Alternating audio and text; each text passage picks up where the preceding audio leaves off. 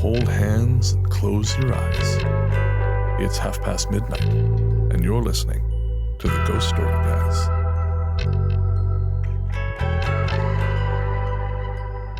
Welcome to the Ghost Story Guys. I'm Brennan Storr. I'm Ian Gibbs. And this is a show where we talk about spooks, specters, and all the other things watching us from the shadows beyond the campfire. Some conversations only make sense after the sun has set, and this is most definitely one. Thanks for tuning in. This is episode number 72, and we're coming to you from that tiny mountain cabin you dream about, but can never quite reach. How you doing, Ian? I'm doing great, Brennan. How are you doing? I would be so much better if you weren't this close to me. Yeah, it's very uncomfortable. Yeah, we had some equipment failure. Yeah. And so we are having to record this episode using a single microphone. Side by side. Like Kenny and Dolly. Like the old days. There's going to be some audio quality issues on this episode. We beg your patience. I spent 5 hours yesterday monkeying around with this garbage. And there's a good reason why you did. Yes, a great reason. It is absolutely worth it because we have a guest storyteller. An excellent guest storyteller. Absolutely. Today our guest is Kevin Eustace. He is a musician and, perhaps more importantly, the host of the We Need to Talk About Ghosts podcast. Kevin, welcome to the Ghost Story Guys. Thank you, Brennan, and thank you, Ian. It's a pleasure to be in that tiny mountain cabin, and I finally reached it, so here we are. You're very lucky. It's a small and privileged group. Yeah, and kind of a cramped and smelly group too. Right now it is. Yeah. This is not optimal. Let me tell you, you are like way too close to me.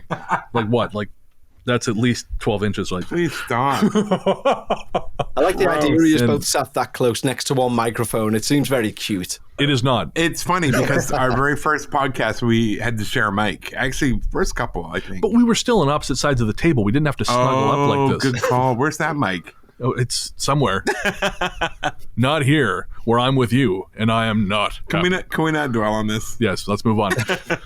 On tonight's show, we're going to be telling stories about vanishing ladies. Which is kind of the story of your love life. Yeah, thank you. Are they also weeping?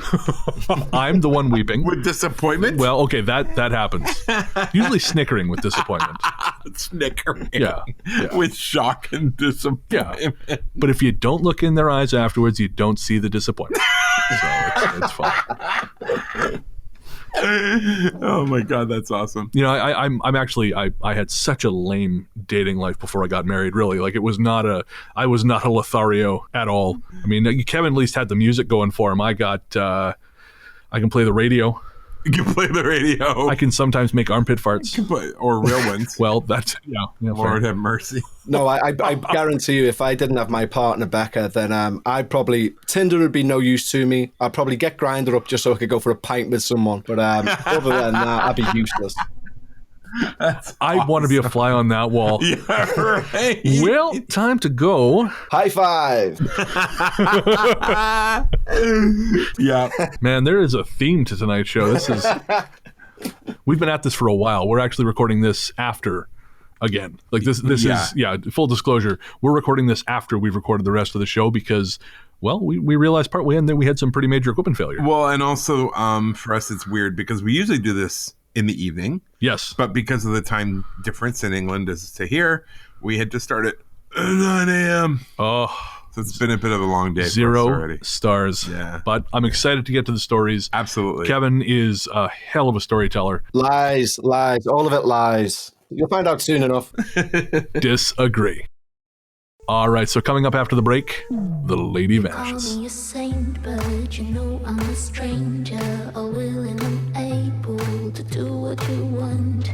You think I'm a thinker, but I'm just a singer, all messy and pretty, just making believe. Boy, I'm falling. Down to obscurity, don't let me ever be this alone. Welcome back. As we said before the break, on this episode, we're going to be telling stories about ghostly women or disappearing women. I just really love the name, The Lady Vanishes. Yeah. And so, we ended up there. But before we do, Kevin, why don't you tell our listeners about your show? We Need to Talk About Ghosts. Sure. Well, We Need to Talk About Ghosts, like you've just said. It's a ghost story show. That should be obvious. It's a listener-driven one. So I started it off by talking about like Amityville and Enfield poltergeist and stuff everybody knows, really. But I come at it from an angle that I imagine if you're listening to the show, you probably know about ghosts anyway, and you've probably got a bit of an education about the paranormal. So I read out listener stories, and if there's something within the story that I think, that doesn't make much sense, or without being rude, I'll pull it out. And it's about like just having a bit of a laugh, building a bit of a community. So normally I'll just waffle on for about 5 minutes about what's happened in my day. And then I'll tell a ghost story. And it tends to be that I start off all laughy and jokey. And then I start with the stories, and by the end of it, I'm crapping myself and I want to go to bed. So that's how it works. Yeah, I mean, that's kind of the trajectory of our sounds show. about right. Although we do it after you finish work. So by then, you're ready for bed. Yeah. The rough days are when we do the live show, Cabin Fever, and a full episode. Oh, yeah. By then, the sweet release of death would be welcome. That's right. Oh, we love this humor in your show, man. We always we've talked about this before. How we get a chuckle about it. Yeah. And of course, I used to do the spooky Paul McCartney bits. Oh, and yeah. I loved those. Yeah, I decided it was like a bit of a weird one because initially I was struggling for content because I get maybe 2 emails a week and I had to try and drag it out for 30 minutes. So I decided that I'd have the ghost of Paul McCartney coming on. He's not dead, poor fella, but I had the ghost of him coming on. Every week he'd be like, he started with letter A, obviously, and he'd be like, A is for astral projection and stuff like that. And people were like emailing me and saying, why are you doing that? I like your stories, but stop doing that. And I was like, well, I've started a bloody alphabet now. I've got to at least get to Z. I can't stop. Exactly, yeah. So I killed him off at the letter Z. So, because I had enough content. Which was a sad day because, man, I really hoped one day to do like ghostly John Lennon, telling him, like, you got to die early, then they'll remember you well. And that's good. You should I'm going to figure out how to do these interview things. You're coming on as Lennon. Perfect. So you do the show about ghosts, and sometimes you have things happening in your apartment, but there's some debate between you and your partner as to whether or not it's actually a spirit, yeah? Yeah, she's a complete skeptic, unlike me, obviously. Man, I run a bloody ghost podcast, so I'm a believer. But we've had like things. So, for example, it's where the flat is. It's like being built in the 1700s. The area, it's all literally. I know it's cliche, but there's an old graveyard that's now being turned into housing outside. And this was an old paraffin factory initially. So we've had things like we've smelled paraffin in the house, although it's not been produced here for hundreds of years. We've both been sat on the couch and we've seen the lid of the swing bin moving. The best one was we were in the kitchen and I had me back to the sink and she's talking to me and her eyes go wide. And I turn around just in time to see this like lever tap on the faucet or whatever, moving down and turning on. And the tap came on in front of both of us. But because she's so rational, she can't accept any of this. So she's like, well, that'll be water pressure. There must have been something dropping in the bin that caused that. And the point that she always makes, which I kind of have to go, fair enough. She's like, well, all right, if it's a ghost, why would a ghost decide to come into our flat and turn the tap on? And to that, I'm a bit like, yeah, that's fair enough. That thing I sent you where the guy goes in and buys a crystal ball and the woman says to him, now, whatever you do, no matter anything else, always cover the crystal ball with a cloth when you're not using it. And the guy looks at her and he says, because of ghosts? And she's like, no, because it'll burn your house down if the sun hits it in the right direction. And it's like, okay, sometimes it's just science. And I think it goes a long way towards proving that if you don't properly manage your balls, they will destroy your household. All right. So before we get to the stories, I had a little bit of an update because on a past episode, The Phantom Cat, yes. Oh, yeah. So on a past episode, I mentioned that I had seen this cat in the windowsill, but one of our cats was still laying on the foot of the bed. Now, the cat that was laying on the foot of the bed is a real dick, and he does not like other cats, and he will sometimes wake us up at 2, 3, 4 in the morning with this horrible caterwauling when he sees another cat outside. So when I saw the cat in the window and he wasn't moving, I thought something's wrong. And then Nikki, my wife, she saw a cat that she didn't recognize wander past the bathroom. And I thought, okay, something is going on. And I was thinking, it's a phase of the moon thing, X, Y, and Z. And I mentioned it to Rachel, and she said, well, you sure it's not just a cat? I said, well, of course I'm sure it's not a cat, for Christ's sakes. My other cat would freak out if it was another cat. Yeah, so it turns out it's another cat. And I know this because I saw the little bastard leave through the window. And I think what he did is he kicked hell out of my other cat And this is now his territory. Yeah. And your cat has said, yes, this is your territory. That's it. Wow. Which I understand because I have been in fights and lost. And you're not in any real hurry to relitigate the conflict. No. And I think I've said this before, but in Fight Club, they say you don't really know anything about yourself till you've been in a fight. Well, I learned that I don't like being punched in the face very much. And so I love that your ghost cat was a cat. It was a cat. Yeah. That's awesome. I mean, a vicious cat because he kicked the shit out of my cat. True. But, a vicious cat isn't quite the same as it was a ghost. No, that sounds exciting. Especially because we're talking about house cats. Yes. This isn't a puma. No. All right, so let's get to the stories.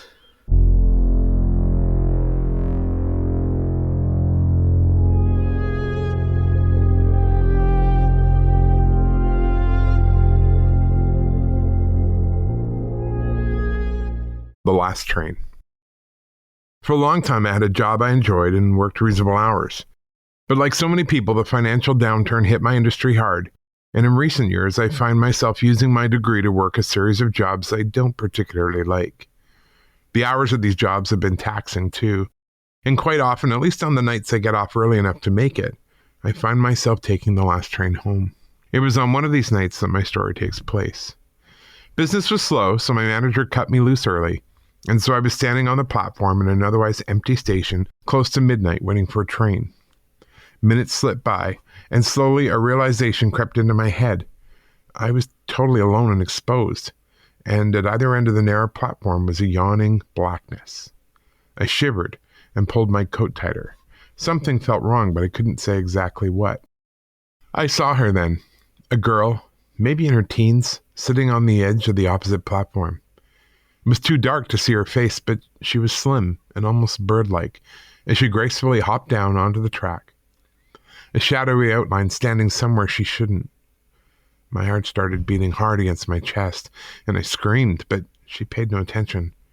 Rather, she started walking, heel-toe along the rail, towards me, but not looking at me. She was looking forward, down the track, until the moment our eyes met. Her skin was pale white, her eyes black and deeply set. I froze. The last train came then, and as it did, the girl vanished, just like she'd never been there. I feel like there's just something innately terrifying about taking the last train anywhere. Oh, 100%. And late at night. And train stations, I mean, even subway stations are creepy. I don't know if I used to have to use the Toronto subway all the time. And taking that last train, we've talked before about how environments change at a certain time. Yeah. And I really felt that with the subway. You would go there during the day, everything was fine. But you go there at night and there's maybe just you in a station. Right. Oh, whole nother feel. That's terrifying. I mean, there are certain stories that stick out. They're so viscerally visual, and that's one of them. Like, you can see it. I mean, the way I walk home from work, I have to walk through an alley, and I'm short-sighted. So now I've got her to look forward to when I'm looking forward to getting home. Ghost Story Guys, ruining your commute since 2017. The next story is called The Lady Vanishes. Salt Lake City, Utah is a beautiful spot, and while most people identify it as with the Church of Jesus Christ of Latter-day Saints, I'll be honest, I don't, because I don't know what that is, they often don't know much else about the place. For example, they don't know that the east, now central, part of the city used to be a major rail hub with two separate train depots, Union and Rio Grande. Sundays in SLC can be pretty boring. A lot of the businesses are Mormon-owned and so closed for the day, narrowing your options for stuff to do. If you don't want to go home, it's too hot to be outside. Back when I lived there, a lot of us younger people would go from church directly to Crossroads Mall, which was built on the park of the old rail yard. We'd get something to eat, hang out, talk. Like I said, Sundays in Salt Lake City could be pretty sleepy. I do hope there's a ghost coming. My story takes place one of these sleepy Sundays when, after church, I went over to the Crossroads to find that it was closed for renovation. It was a brutally hot day and my apartment had no air conditioning, so there was no way I was going home. Instead, I thought I'd try another mall, the Gateway, which wasn't far off. Good idea. Gateway Mall, which is an outdoor mall, also turned out to be mostly closed. So I got back in my car and started driving up toward Union Station.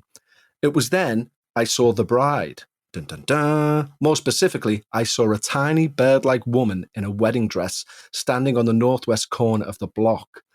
She had full makeup on and was holding flowers. She was staring at me, so I slowed down in case she was in some kind of trouble. But she never communicated with me in any way. The strangest thing about this was that her dress had a strange quality to it. It was like it was shining. I would personally drive the other way very fast. Let's see. If he does that, I don't think he will. At first, I thought she was simply having a Sunday wedding, but when I looked around, there was no one else, no photographer, no crowd, no nothing. It was weird enough that I turned around to pass her again. He's gone back? I can't believe he's gone back. And that's when I noticed her dress was unusually large and old-fashioned. This happened in the mid-2000s. Again, the woman simply stared at me as I passed, her head turning to follow me. For some reason, I couldn't let it go, and I now had to know why she was there. So I took a quick spin around the gateway. He's gone back again to see if maybe there was a wedding. I can't believe it. To see if there was a wedding shop she was meant to be advertising for. There was no wedding shop, and when I came back to where I'd seen her, she was gone. I hadn't seen anyone come or go, and hadn't heard any cars. The woman had simply vanished. Dun dun dun! That is, I mean, my joking aside, that's terrifying. I would have just got out of there like a dog out of a hot building. That was horrible. Well, I don't understand the going back. I mean, maybe because I'm a coward, but... No, I mean, some people, they see something like that and they're like, ooh, what's going on? Your story reminded me, you talked about when the water turned on in your flat. When I was a teenager, I had a friend. We're still friends, actually. She was just out here a couple of months ago. But her house that her parents rented was haunted, and this was like 30 years ago. And she was telling me about some things that had been going on. No one else was home, just me and her. And it was a split level, right? So we were in the lower level.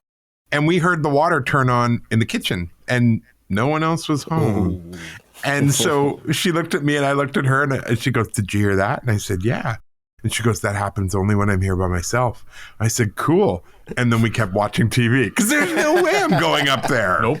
No way. I will forever remain ignorant of what is happening here. Exactly. And gratefully so. Yes. The Beggar. When I was a child, my father sent me to stay for the summer with our family in New Delhi, India. At the time, we lived in Mumbai. He was planning to accompany me, but at the last moment he was swamped with work, and so decided to send me ahead, then take another train himself. The journey from Mumbai to New Delhi via train is a long one, and on the day of my departure, my father became nervous about sending me so far away. We were just about to leave the station and go back home when a man called my father's name. The man turned out to be Suraj, an old friend of my father's who now worked on the railway. As it turned out, he was not only a conductor, but a conductor on the very train I was meant to leave on, and when he heard my father's concerns, he offered to look after me on the journey. It was a real adventure, traveling up front of the train with Suraj. He showed me how all the controls worked, and I felt like I was a character in a book. Then, something odd happened while stopped at a red signal. Darkness had fallen earlier in the evening, and so we sat waiting in a very poor neighborhood, the tracks lined by slums. It didn't feel unsafe at all, but it felt unusually quiet. The signal was a long one, taking maybe 20 or 30 minutes, so I had time to think about this. Eventually, an old woman hobbled up the road from the direction of the slum. She was tiny and leaned heavily on her walking stick as she approached the train. Suraj had allowed me to sit near the window to watch the scenery go by, so when the old woman reached the train, I was the first person she approached. Reaching through the window, the old woman tugged on my sleeve and begged for food. I was a child and felt bad for the obviously hungry old lady, so I asked Suraj if he had any food for her. That's when he shocked me by yelling at me to get away from the window.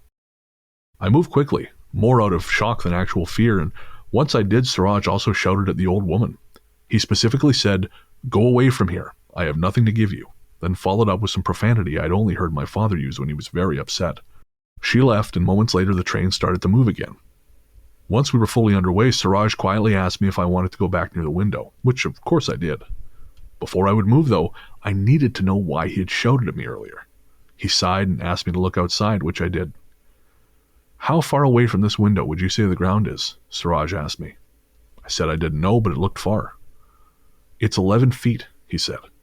"Tell me now how that old woman, who was maybe 5 feet tall, was able to walk right up to you and ask for food." I understood then.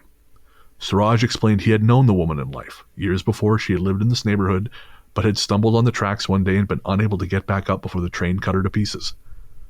Ever since then, she had been seen wandering the track, begging for food.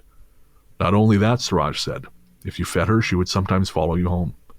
She didn't mean anything cruel by it, but she must have reasoned that if you fed her once, you would do it again. That was the last time during the journey that I sat anywhere near the window. No kidding. Yep, that's why trains should have windows that do not open. Horrible. Absolutely horrible. Gary. I mean, we're 3 floors up here, so I would say, like, you know, our flat is 3 floors up, so it's actually prime position for a floating Indian lady to ask for food. It actually said that in the brochure. I was thinking a very pale gentleman in a cape. Yes, knocking on the with window. a Romanian accent. Let me in. I am hungry. Perfect. One of our patrons, I don't know if I should say which, but he works on the railroad, and he was telling me some fascinating stuff. Really? About haunting on the rail. Oh, I believe it. He was saying that the number of people who are killed Yeah. as a result of collisions, like people on the tracks or in Yeah. front of trains, Or not hearing them. or not Like hearing them, literally yeah. having headphones in, walking on the tracks, and then, yeah. Yeah, and he was telling me, and I don't think he'll mind me saying this, but because I'm being very vague, Yes. but he was saying that some of the locomotives out of his station or area have over 100 bodies on them.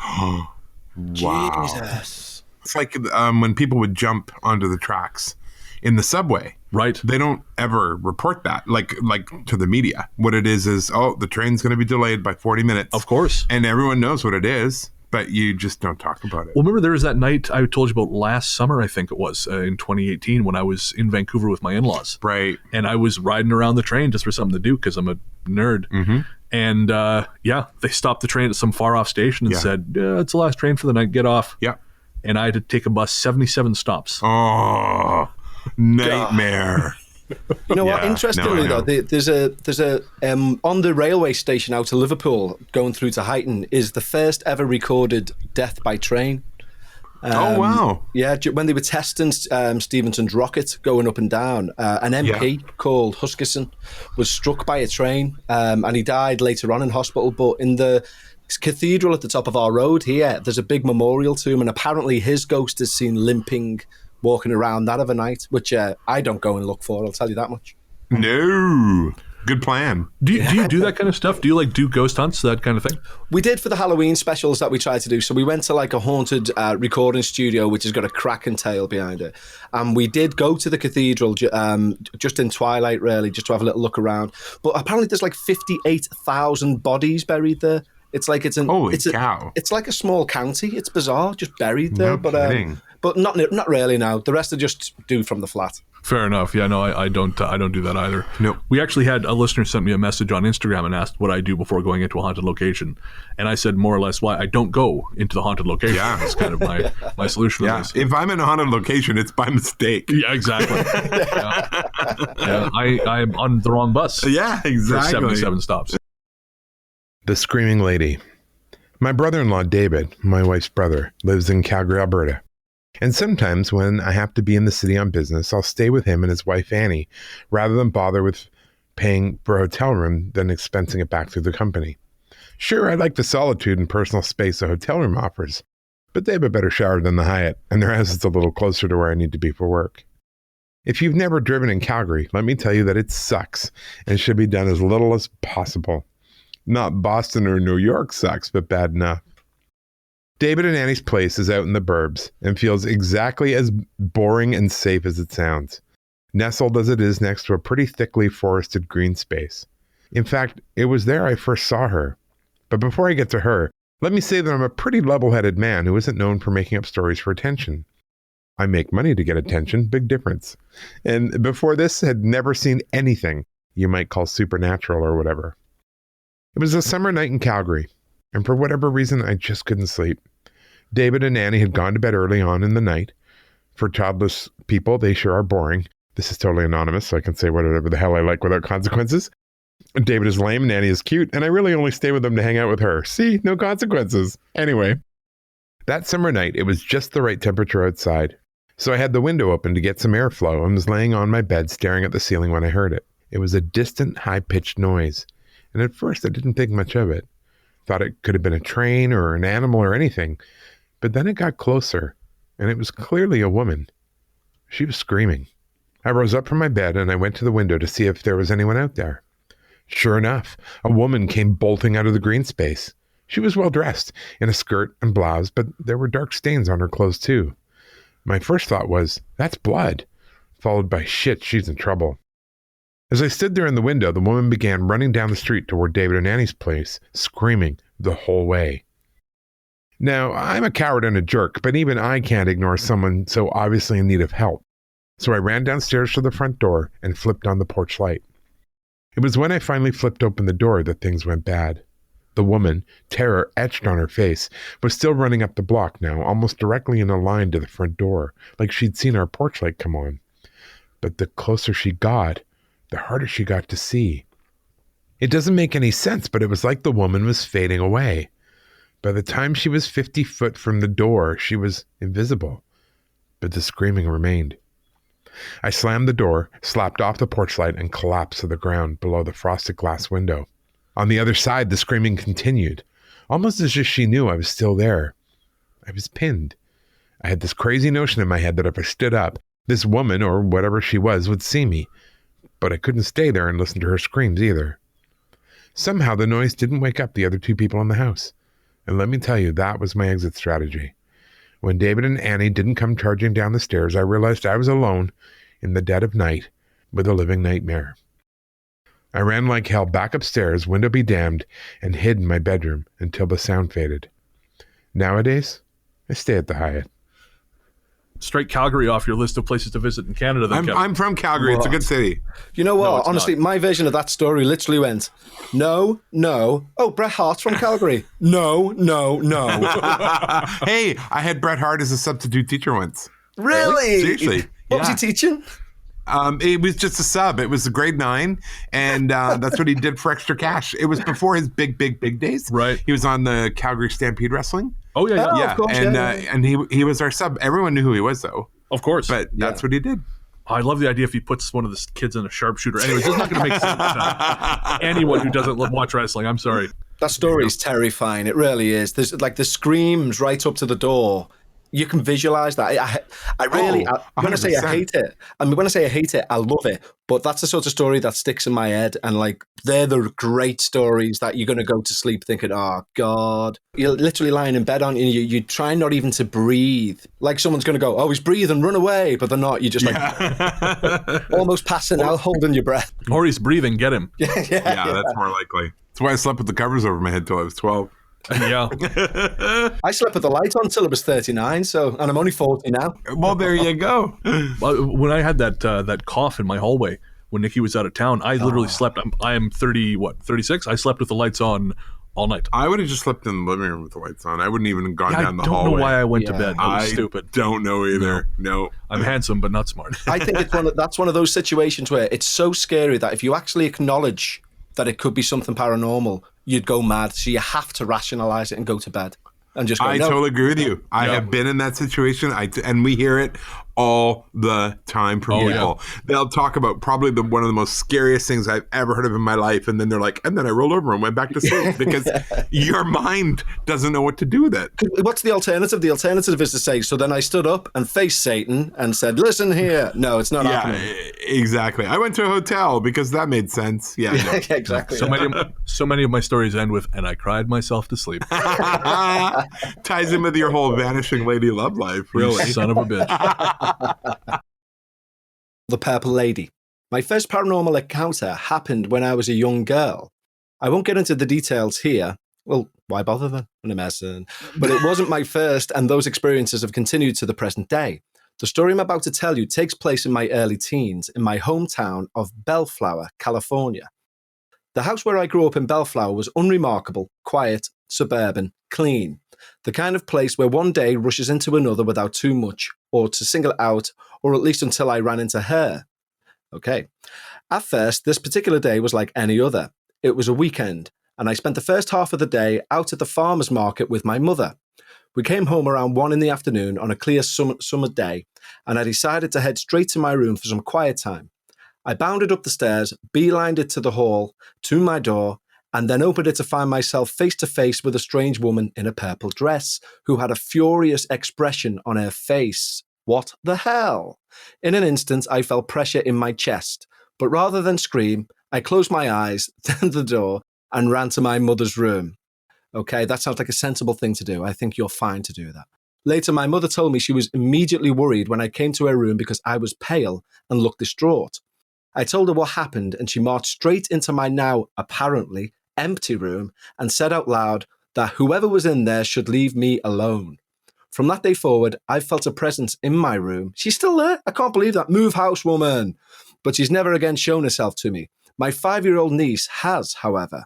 That sighting happened during a visit from my aunt and uncle, who brought over their 2 girls, Sherry and Danelle. The adults were sitting around the kitchen having a drink and chatting about old times, and the kids were running to and fro around the house playing. After a while, Sherry came downstairs to the kitchen looking upset. She walked up to my aunt and said she didn't want to play upstairs anymore because of the angry lady in the purple dress. Burn the house down and run away. That's my advice. Everyone got quiet after a while for that, and the kids stuck to the living room. As for me, I didn't sleep in my room for the rest of the week. Rest of the week. Oh my God.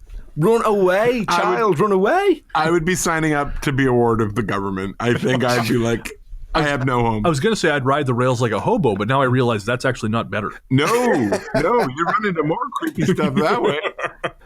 I mean, I didn't sleep in it for a week. What would it take for you to leave the house? It's like, I'm sharing it with a woman in a purple dress who's angry. She's a ghost, but, I'll give it a week. Maybe she'll calm down. It actually sounds like a lot of marriages I know, to be honest, sharing a house with an angry woman. So, is it really that bad? I guess you'd be an expert then. Oh! We'll leave that there. Are the papers signed? Should we leave that there? Better leave it there for now. Okay. Fair. Next to the tree. My family lives on a plot of land way out in the sticks. Some people have a hard time constantly being away from the world, but I like it and always have. The only real downside is that sometimes out there in the trees, you see things you can't explain. Several years ago, I was walking back to our main house from one of the outbuildings on the property. It's a fair distance, maybe a 5-minute walk, and as I walked, my mind wandered the way it usually does. It was while I was wool gathering, so my grandmother always called daydreaming, that I saw a woman standing behind a tree, staring at me. Her right side was hidden behind the tree, but I could see she was wearing a red shirt and had red, possibly ginger hair down to her shoulders. If I had to guess, I'd say she was somewhere between 40 and 50. The woman disappeared almost immediately after I looked directly at her, but for some reason I wasn't afraid.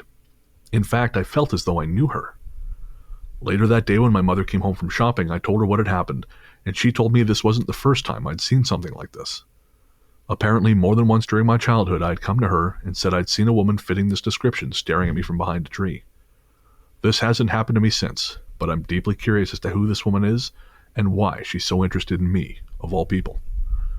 I mean, I got to say, if a 40-year-old redheaded woman was staring at me from the woods, I might actually go to the woods. You probably would. I mean, yeah. Yeah, you probably. I'm just saying. It would end in tears. Always. Always. That's just the way it goes. As we've covered, it usually does. So that's fine. Doesn't that sound like a banshee, though? I'm just thinking about, like a red-haired woman. I'd be interested to know if that person, each time she's seen her, there was a death in the family, like a red-haired woman. Tied to something like that. The Help. Years ago, I worked as a bartender at a place in the Midwest. It was a rough spot in a small working-class town, so it got pretty rowdy, and you eventually learned to take it in stride. Once I got used to the sometimes hectic pace of the place, I started to notice other things. Creaking, noises, bumps, and so on, which at first I assumed was the building settling. After all, old buildings make noise. My assumption lasted until the night I stayed after work to play pool with the rest of the staff. This was around 2:30 in the morning, and there were only a few of us there. It had been a pretty hairy night, and we all needed to unwind. As I stood at the bar sipping a beer and waiting for my turn at the table, one of the side doors opened and closed by itself. My manager poured a little whiskey into a glass, set it down on an empty chair, and said to no one I could see, "Here you go, honey. This one's on me." Of course, I had no idea what was going on or who she was talking to, so I asked, and that's how I found out the bar was haunted. The manager told me that years before, a young woman was beaten to death by her shit-heel boyfriend when she had the nerve to say hi to a guy friend of hers. For some reason, no one stepped in, and it had been a bad scene. At the end of it all, the boyfriend tossed the poor girl's body out at the back. Ever since then, unexplainable things had happened, or so my manager says. Men who act up will get pushed out of nowhere, or things like ashtrays would fly at them. Things go missing, then turn back up in odd spots. The regulars, employees, and customers alike would refer to her as friend or love and speak to her like she was anyone else, but with a little more warmth. Given how she'd come to be there, that seemed fair to me. Ever since that night, I leave a glass for her on the bar, and sometimes I'll hear, "Hey girl," whispered in my ear. One night, the rain was just hammering down. As I stood there looking at it, I heard footsteps coming up behind me, and that same voice saying, "Wow." I just nodded and said, "Wow is right. It is bad out there. What else can you do?" She does her best to help out, too. One time, I was hefting a case of beer from the cooler and didn't have a real firm grip on it. While the whole way to the bar, I felt an icy hand on my back steadying me. Only once did I ever actually see her. And that happened on a day when the scheduled bartender called in sick at literally the last minute, and we ended up opening at 3 rather than 11. And when I was storming through the building turning things on, I came up on the shadow of a woman. She put her hands up and darted away, and after getting over my own shock, I realized I'd scared her. So I apologized out loud, put her cup on the bar, and kept talking as I continued my open. So far as I know, that poor girl is still hanging around that bar, and I cannot for the life of me understand why. Maybe she's afraid to move on to what's next. Maybe she's stuck in some kind of loop and thinks she works there. Either way, it taught me not to assume the supernatural is always frightening. Sometimes they're just afraid of you, as you are of them. I love that story. I think that shows so much of what we have been trying to say over the years. Oh, yeah. You know what I mean? Like just about ghosts being just people. Yeah, it's just part of life. And this poor woman met a horrible end, and maybe she doesn't know she's actually dead. Right. All she realizes is she can't leave.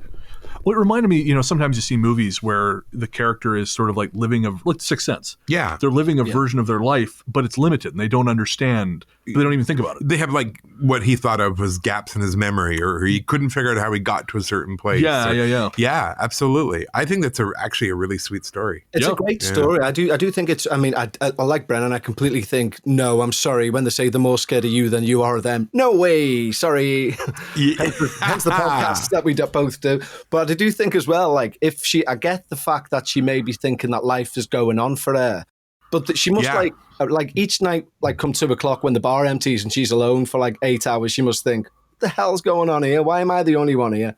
Unless she like goes and has to sleep somewhere else. Well, I was going to say, maybe she just sort of phases out. I don't know. It's a good point. But no, I agree with you. I don't know that, that they're as scared of us as we are of them. But no way. I think, you know what? I always say on the ghost tour, if you are a nice person when you're alive, you're probably going to be a nice person when you're dead. And if you're a jerk when you're alive, death seldom improves your disposition. I want to know what kind of garbage dump hellhole you can beat a woman to death in. And no one does anything. Oh, and then he throws her at the back of the bar? Yeah. Wow. I'm kind of hoping that is lore more than it is truth. That's dark, man. That breaks my heart. The next story is called The Hike.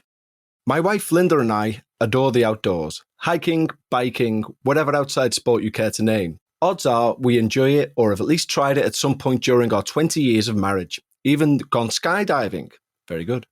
Up until last year, we would always find those insufferable people who would choose the hardest hikes, the most punishing climbs, and most black diamond of ski runs. And then I sprained my goddamn ankle on the small lip between our garage and kitchen, and spent the better part of 4 months waiting for it to heal. My doctor actually said, you'd have been better off just breaking it. And you're at the age where these things don't heal as quickly as they used to. He sounds like a nice doctor, doesn't he? That'll punch at anyone's ego. Finally, after almost 1.5 years of hobbling around, I was able to function more or less the way I had. And we decided to celebrate with a hiking holiday, albeit an easy one. It turns out my ego was more resilient than my ankle. Since we have family on the Oregon coast and the area is full of trails, we decided that would be a good place to get back on the horse. The first couple of days, we took it easy. My ankle responded well, and we got a little more adventurous, ending up on a trail near a small municipal airport. The whole area belonged to the state park system, and in the US, those can either be really well maintained or really not. I remember going to Borderfield State Park near San Diego, and the lawn had literally overgrown the picnic tables, but I digress. We didn't see anyone on the way to the trail. The airport seemed empty, and the dirt path that stood in for a parking lot was completely empty. But we took that as a good sign. Often casual hikers will ignore choice trails because they're a little out of the way.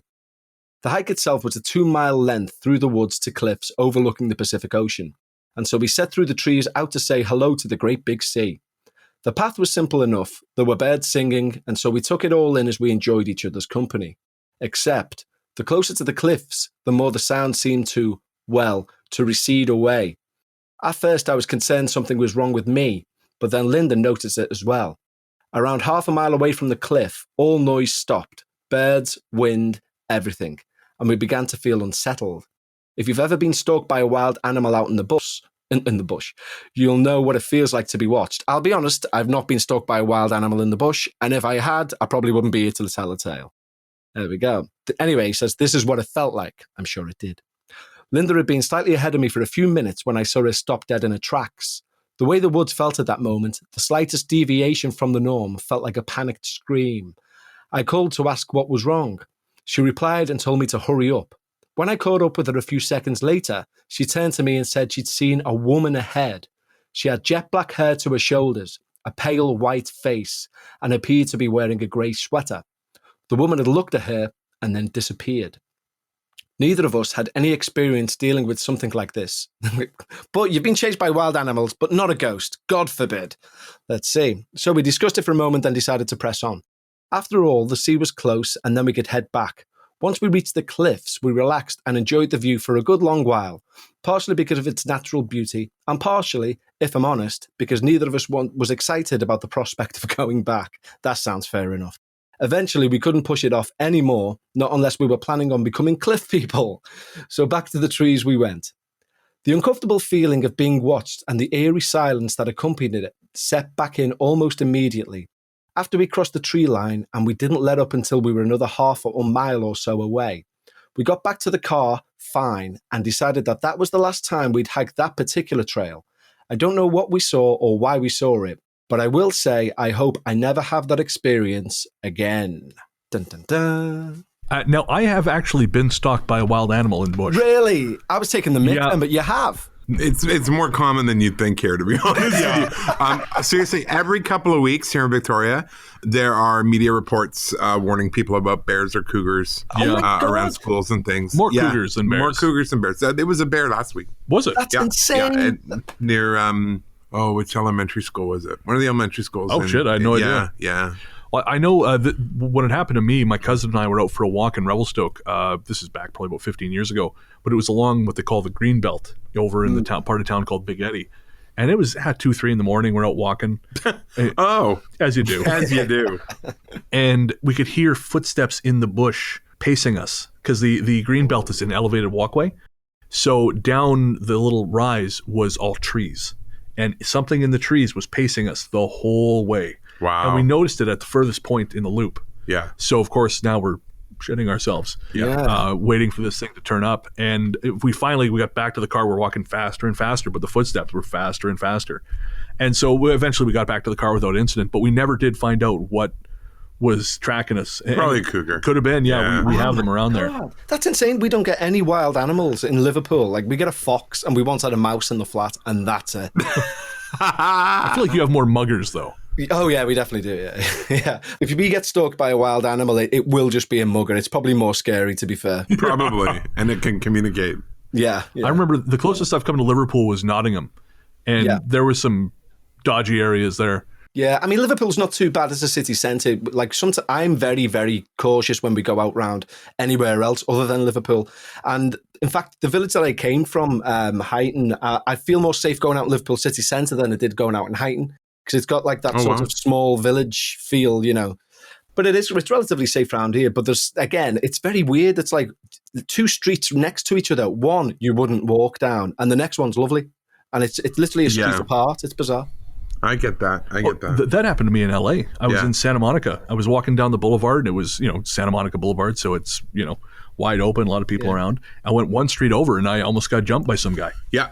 Bizarre. Yeah, I had that experience in Washington, D.C. as well. Oh, I've heard D.C. is pretty heavily stratified. But even here, you wouldn't walk down parts of Pandora by yourself late at night. Yeah, I mean, I would. But 3 a.m. It's not, Not a smart move. No, that's fair. That's fair. But Yeah. one block over, you're fine. Yeah, that's very true. Yeah. Go figure. The small village thing reminds me of when I was living with my wife over in England, because she is from the village of Clevedon, just south of Bristol. And it's the same way. I would not go out past a certain point at night because there's just this feeling of discontent, this sort of angry sense of, I don't even know what you'd call it, but it just, walking through these large stretches of sort of really hemmed in walkway at night, you think this is a really great place to get boxed in and have the shit beaten out of you. Yeah, exactly. And, as we've discussed, I'm not much of a fighter, so. Yeah, same here. I'm a great runner. I mean, I'm also, because as I said earlier, I'm really short-sighted. I infamously, amongst my family anyway, once ran away from a set of bins because I thought it was a gang. And seriously, I ran the long way home. It took me about an hour. And my dad was like, "Where have you been?" I went the long way. There's a gang at the bottom of the road. And he went, "Let's go and see." And we jumped in the car. And I went, "There they are." And as we got closer, it was like 10 bins. And I was like, "Oh." That's amazing. I will say, though, that survival instinct means you will outlive both of us. Yeah, good point. This next story is actually from a listener. This was contributed by Jeffrey. My parents weren't really superstitious, but my grandparents, who lived with us for about 12 years while I was growing up, they were. A few things happened to me as a child, but nothing too scary. It wasn't until I met my wife that things ramped up. My wife Jocelyn is Filipino, from the southern island of Leyte. I'm sure you guys have heard of people having a third eye. Well, hers is pretty open. Some basic superstitions widely accepted in the Philippines are: the supernatural is more active on Tuesday and Friday nights, salt and holy water are your basic deterrents, roaming spirits will occupy empty buildings, houses, etc. At night there is a greeting you would say to spirits or whatever may be in your vicinity as you go about your business in a not-so-busy place. Tabi Tabi Po. And I apologize, Jeffrey, if I'm mangling the pronunciation on that. You're essentially excusing yourself. I'll start with my vacation. We started a long-distance relationship back in December of 2007, and I would go back to the Philippines once or twice a year to visit her. On this particular visit, we were staying at my parents' vacation house in the province of Pampanga, where my mother grew up. No one stays at the house most of the time. The house is back-to-back two-story duplex shared with my mother's younger brother. The houses are connected through the open-air basement, under-house driveway, and 2 balconies, one on each side of the house. Usually I'm there in December for about a month, and these events happened, I believe, during my 2008 visit. Jocelyn and I would go through the ritual of cleaning the house, both physically and spiritually, the best we can. The first disturbance happened a week or so into my visit. It was after breakfast, maybe 9 or 10 in the morning, and I was upstairs in my bedroom listening to music. Jocelyn yelled at me to come downstairs, and when I got there, she said the basement light had been flicking off and on several times as she was washing the dishes. We both went downstairs to investigate. The basement, like I mentioned, was open air, and there is an iron gate that is always locked with another on my uncle's side. We checked all the locks on both sides of the duplex. No one else was there. A few days after this, Jocelyn said she saw a white lady on the stairs leading to the basement. The Skype call. This occurred a few months after Jocelyn and I first met. It was her day off, so we were chatting via Skype. It was kind of late for me, but much later for her. I want to say around 2 to 3 in the morning for her. We had been chatting for a bit when a girl walked up next to Jocelyn. I could only see part of her torso and legs. She had on a black shirt and jean shorts. I asked Jocelyn who was standing next to her, and she had no idea what I was talking about. I told her there was a girl right next to her, but she said everyone else in the house was asleep and she was alone. Then the girl started talking, but I couldn't understand it or make out the words. It was all garbled, like someone whispering. I don't remember what I said or did after that, but I had to leave my room, and when I returned to the chat, the other girl was gone. Finally, Jocelyn told me to stop asking about the other girl because she had no idea what I was talking about, so I dropped it. We talked again the next day, not so late this time. When I again brought up the subject of the girl, Jocelyn said she really didn't see anything, but she had felt presence next to her. She hadn't wanted to acknowledge it, otherwise the ghost would keep bothering her, or follow her. Finally, the biggest incident was a shared experience that began while we were both sleeping, tired out from a day of shopping and commuting. I felt a pinch on my leg, hard enough to startle me awake. At first I didn't think anything of it, attributing it to my dreams or maybe a mosquito, and fell back asleep. The second pinch was much harder, and I woke with a yelp, frantically looking over at Jocelyn thinking she was messing with me. She wasn't. Satisfied that she wasn't playing tricks on me, I reluctantly went back to sleep. The third time I was awoken that night, I was violated. whatever was playing games with me poked me in the anus. This time I yelled and cursed because what the fuck? That woke Jocelyn up. She asked me what was wrong, and I told her I'd been poked in the ass. Needless to say, I did not sleep well after that. In the morning, I found out that while I was getting thrice violated, Jocelyn was having a dream that a pygmy was running around the bedroom messing with me, and after it poked my ass, the pygmy ran off into one of the other bedrooms. There are legends and mythologies of pygmy tribes living in the trees of the Philippines. So thank you for sharing that with us, Jeffrey. That is a brave story. Not cool. No, that's a whole thing. No, that's terrifying. That really is. I knew it was slightly funny, but terrifying. I would argue it's very funny. But also, the thing that makes it funny makes it possibly the most frightening ghost story we've ever told on here. Yeah, Absolutely. Because getting, I don't know, pushed down a flight of stairs or pushed up against the wall of a locomotive is nothing compared to a finger in my ass. No way. But imagine if you woke up and said, hey, guess in the night someone stuck the finger up my bum, and your partner going, oh, I had a dream that someone done that. This little fella, then he ran out, and it's all right. It's just a dream. It's like, no. Yeah. No connection there whatsoever. Yeah, my butthole disagrees with you. That's a bumper sticker. Doing all right there, Ian? Oh, he's incapacitated. Oh my God, that's a bumper sticker. The Lady with the Bloodshot Eyes. My family comes from the Philippines, and that's where I grew up. One of the constants of my childhood was my ability to see things others couldn't. My grandmother said it ran in the family, as we came from a long lineage of witches and healers. Having her in my life was incredibly important to me because she explained some of the things I was seeing. Without her, I'd have thought I was going mad. This particular story comes from the 1980s when I was 5 years old. I was still in the Philippines, staying with my parents in my father's ancestral home, an old 2-story house with a long staircase. Both my parents are working professionals, so I was often left in the care of my grandmother, who would come over to the house and sometimes stay the night. One day, grandmother had laundry to do downstairs, but I wanted to stay upstairs and read, so she left me alone while she worked. I was a well-behaved kid, so this wasn't unusual, and I never got up to trouble. It was maybe around 6 p.m. when it happened. I was sitting down near the staircase reading when I felt someone was watching me. Thinking it was my grandmother, I looked up, and instead saw a woman I didn't recognize on the landing. Her hair was short and a little messy, and she wore a long red dress. Back then, I didn't know I had the ability to perceive things not of this world, so I assumed she was a friend of the family and asked her who she was looking for. She didn't answer, so I told her she could come in and have a seat while she waited. Then, because I was a child and adults were boring, I went back to my book. Only a few seconds passed, but when I looked back up, the lady was an inch from me. I hadn't heard her move, and yet somehow she had closed the gap between us instantly. Her eyes were so bloodshot, they looked red. I was so frightened I had an asthma attack, and the next thing I knew, I was waking up in hospital. Once things had settled down, I asked my grandmother about the woman, but she insisted we had been alone in the house the entire time. 30 years later, I still remember those eyes and live in fear of ever seeing them again. We have a surprising number of stories that come from the Philippines. Yeah. A rich culture of Yeah, no kidding. paranormal. No offense to the Philippines, but I'm in no hurry to go there. Yeah, I don't want to see any pygmy anus poking ghosts. No. Or bloodshot eye women. Bloodshot eye women. Yeah, Yeah, no, not hard cool. pass. But you're right. Over the years, actually, quite a number of our stories have come from the Philippines. Yeah. The bit where she says she closed her eyes and then she'd moved right up closer, that part is absolutely horrifying.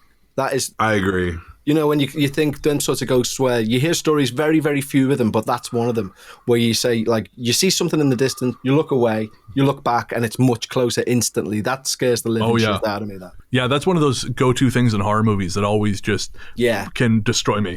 Well, remember, I don't know if you ever saw Doctor Who, but the Weeping Angels or the Stone Angels yeah, or whatever. Yeah. Oh, so scary. Yeah. I never got into Doctor Who, but I think I watched that episode. Yeah, that was terrifying. That and the one about the silence. Oh, okay. The guys who, I think they're called the silence. You forget them as soon as you look away from them. Right. But they're dressed like Men in Black. Right. Yeah. Absolutely terrifying. Yeah, we were talking about the Weeping Willows one in work the other day, because I never watched any Doctor Who, and some guy in work said, oh, have you seen the Weeping Angels one with the Statue of Liberty, blah, blah, blah, and I said, no, I haven't, and he told me about it, and I went, I need to watch that episode, that sounds petrifying. And I did, and it was. I remember people would talk about that, and I'd only ever seen bits of Doctor Who, and I thought, there's no way that show could ever be scary. Because it seems so camp, but no, it was. Oh, yeah. It actually got to me. Yeah. Actually, another great example of the whole thing right in your face, like the creature kind of appearing in your face, is in the movie Hell House LLC, which just scared the ever-loving hell out of me. It's a found footage film. I think it's on Shudder, and there's 3 of them now. Don't watch the sequels; they're terrible. But the first one is genuinely frightening. Nice. I'm going to check that out. That sounds good. All right, so we have one story left. Our last story, which I have the privilege of reading, is called In the Lonely Places. Before I say anything, you should know I've obscured several major details of this story so it can't be linked to my family. My father is a lifelong Navy man, and while stories of this nature aren't actively discouraged in this institution, they're still not part of our everyday life, and we would like it to stay that way. Okay. In the late 1980s, my father was posted to a base on the East Coast and brought the whole family with him. At the time, he was a low man in the hierarchy, and he wasn't able to get on-base housing, and we ended up living off-base in a small town not far away. The town, which I won't name, was still waiting for that 80s shopping mall and video arcade boom to hit, and so most of it was made up of grasslands and marsh. Our house was modest, but situated on a comparatively large patch of land. Down the road was a crematorium, and otherwise it was a fairly empty area. I do hope that someone's not listening to all of these and thinking, well, that sounds just like Kentucky, Missouri, or something stupid like that. Let's see. One humid night, my father was out for a walk and had just passed the grove of trees when he came up on a short, wizened old man. The man spoke English and Spanish and asked my father what brought him out on such a warm night. My father explained he was new to the area and liked to enjoy an evening walk when he could make the time. The old man smiled and nodded, then looked up and down the road on the other side of them. He then told my father that evening time and in this place was a good time to stay at home with his family. My father was a brave man and asked why the old man felt this way. Was he in danger from animals, criminals? Bren and Storr? I added that bit in for laughter. The little old man shook his head. It was, he said, simply a time better spent inside. He then began to walk away. It would only be days until my father understood what the man meant. He was again out for a walk, this time shortly after sunset. The air had taken on that heavy pink and golden hue it does in that part of the world, and father was on his way back home when he became aware of how quiet the world around him had become. It was then he saw a woman in front of him. He hadn't seen her approach. She was simply there, her eyes bloodshot and her face furious. She demanded to know why my father was there, and in an instant he knew what she was. You see, in India, where my family's from, we tell stories about beings such as these. They have claimed the lonely places for themselves and do not welcome intruders. My father was a religious man, and he understood how he needed to handle this, with care and extreme deference. He told the woman he was returning from a walk and had lost track of time. She responded by telling him never to step there again and immediately disappeared. Sound returned to the world and traffic followed quickly afterward. Father hurried home. From this point onward, he suffered nightmares in which the woman accosted him again and again, occupying all the dark corners of his mind. It got so bad that my father filed for leave and returned to India with my mother to consult some elders of our faith. He was given a charm which he was to wear at all times, and from that point on, the visitation stopped. We have long since moved, but that area is much more built up now, with considerably more traffic. And I have to wonder if the being is still there, invading the dreams of those who dare to intrude on her home. Bum, bum, bum. That's terrifying. Sorry for throwing you in there, Brennan, as well. Oh, no, that was great. That's fine. I am a legitimate danger to people walking alone. So it's... At 3 a.m, you seem to be. But you know what was weird about that as well? It's kind of like a combination of the other 2 stories, Bloodshot Eyes and Furious. It's like 2 have merged into one. Absolutely, course, yeah, good point. And I'm always fascinated when that happens, when we end up with like this sort of confluence of... It's weird themes seem to pop out of the episode sometimes without ever planning it, doing anything. Yeah, it's really I odd. can barely get these things, planned in the first place. Never mind planning themes. Yeah, and also it was Indian as well, so it's like 3 stories combined. Really, it's like a nice one to bring it all together. Yeah. Yeah, Agreed. absolutely. And I was thinking too that we had some Indian stories on the Haunting of India episode about people with very pale faces. Yes. And I think in those cases they had deep set eyes. Yeah. But it still, again, seems to be this common theme of people appearing in the lonely places. And the eyes are always mentioned. Yeah. Always, yeah. Isn't that the jinn as well? I was reading something about the jinn demons, or the Islamic demons, and they allegedly reside in places where no one longer goes, or like abandoned schools and stuff, and they go into empty buildings. That's allegedly in Islamic faith, apparently, where jinn hang out. So I wonder. I don't know. Interesting. Yeah. Yeah. Well, I think we had that one story from a person of the Muslim faith who was saying that she felt there was a jinn in one of the unused rooms of her house because she used to sleep in there and have terrible nightmares. Yeah. Yeah. So it was only for the cats now. Yeah, that's right. Didn't go in there anymore. Let the jinn deal with the cats. Good plan. I know, because I tend to end up in those places when I'm like empty places when I'm taking pictures, because I really love taking photos of like night spots. Cool. And I remember there was one particular place in Vancouver where it was about 11 o'clock, and I was looking for, because I subscribed to one of these car share services. So I wanted to rent a car, go bombing around, get a sandwich. And I couldn't find the place where this damn car was because it was in an alley somewhere. And so I'm walking around this alley in East Vancouver. And if you don't know Vancouver, East Vancouver is not great for walking around generally. And my phone rang. It was a friend of mine. And they said, "Hey, what are you up to?" And I said, "Oh, I'm looking for this car share car." And she said, "Like where?" And I said, "Oh, I'm in East Van, just in an alley." She said, "Yeah, that's not great.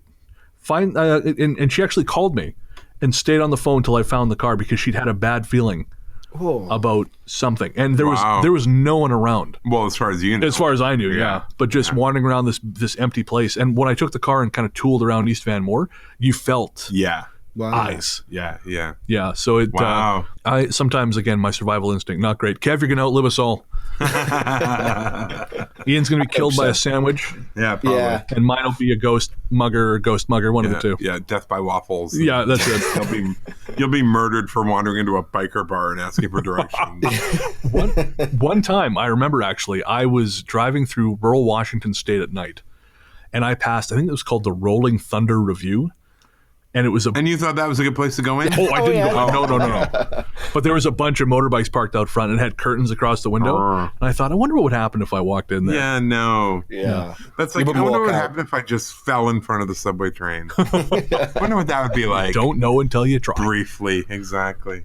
I'm invincible. Oh, It's like the woman asking the stewardess, how often do planes crash? Only the once.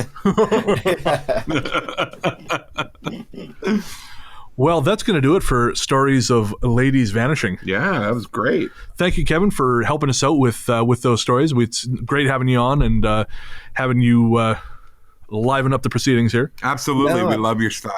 Well, thank you very much, and it's an absolute pleasure. I'm honoured to be on the show. As I say, I'm genuinely a big fan. I'm not just blowing smoke, so this is a privilege for me. So thanks, guys. Us too. Before we go, tell everyone where they can find you. Yeah, sure. So if you search "We Need to Talk About Ghosts" wherever you get your podcasts, and you'll find it there. There's Instagram pages and all that malarkey. But if you're interested in what you've heard so far, go and find the show, and you'll hear the rest there. Excellent. Yes, and make sure to check out Kevin's show. It's a lot of fun. You will not be disappointed. No. All right, so we're going to take a quick break and come back with our patron shoutouts and listener mail.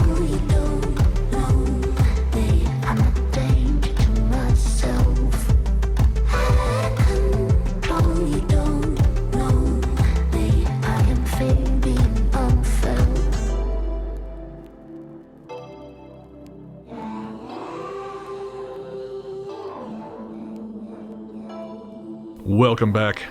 Thanks again to Kevin Eustace of We Need to Talk About Ghosts for coming on and hanging out with us, and for putting up with our equipment failure. Holy God, that was a thing. That was a thing, man. Oh boy. Man, we got through it. We did. And thank you, listeners, for bearing with us as I have not edited the show yet, but I feel as though it could be a monumental task. Yeah, a little bit patchy. Good thing you've got a little extra time. Yes, that's a good point. Yeah. I do have extra time. Yeah.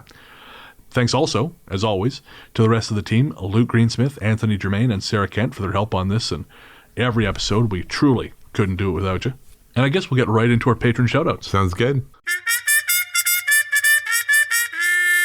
Of course, we'd like to thank all our patrons, but we'd especially like to thank our newest patrons. They are Michael, Elaine, and Cliff. Thank you so much, guys. We're recording this episode about almost a full week ahead of when we ordinarily would. Yeah. So if you sign up between now and when the episode comes out and you're wondering why you haven't been name checked, that's why. But we'll definitely get to you on the next episode. And thank all of you so much for your support. We can't tell you how much it means to us. It just makes life so much better. So thank you for supporting us. If you want to join the team, head on over to patreon.com/GhostStoryGuys.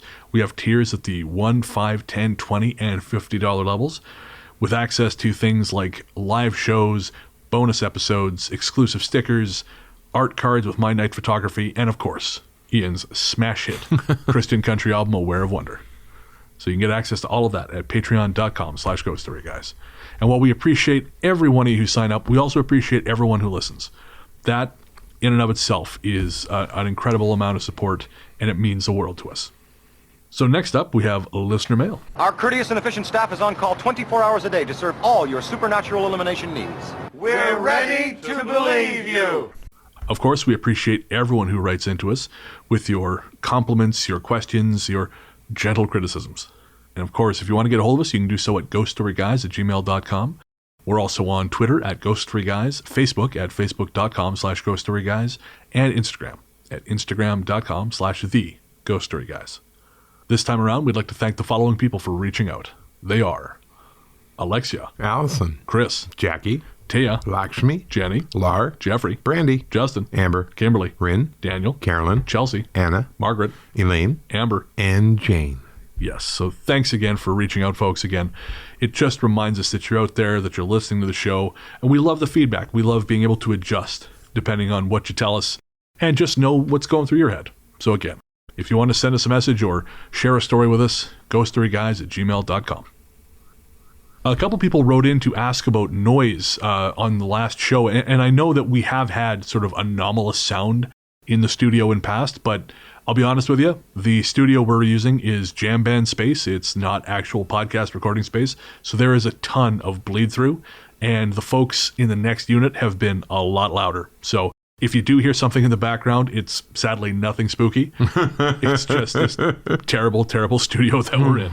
But thanks for reaching out and letting us know, because, again, I know we have picked up some paranormal things, or seemingly paranormal things in past on the show, and who knows, maybe it'll happen again in the future. Although I feel like being out of the haunted studio. Yeah, I think that's helped a lot. Yeah. Yeah. I'm actually quite relieved. Yeah, you and me both, brother. Don't forget to rate and review us on iTunes. It helps bumps the numbers and put more people onto the show. We get a couple more reviews every week, and we really, really appreciate it. So thank you very much.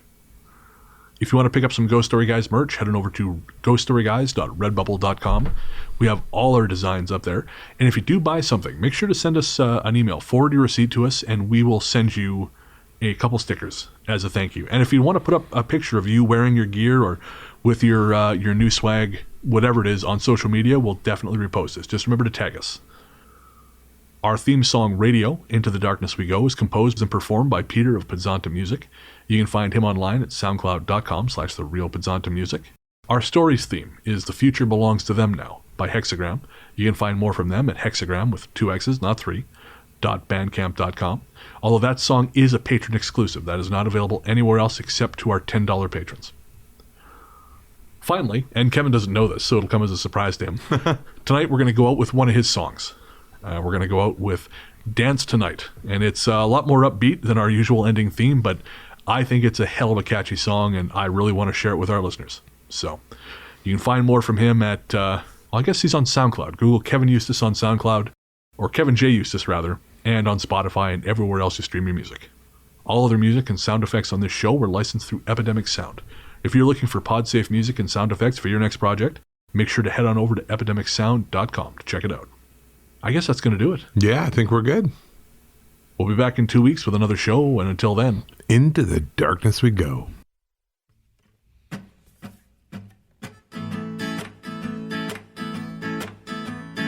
We're going out tonight. I'm not gonna ask you twice. You're hiding, and that ain't you. We're going out tonight.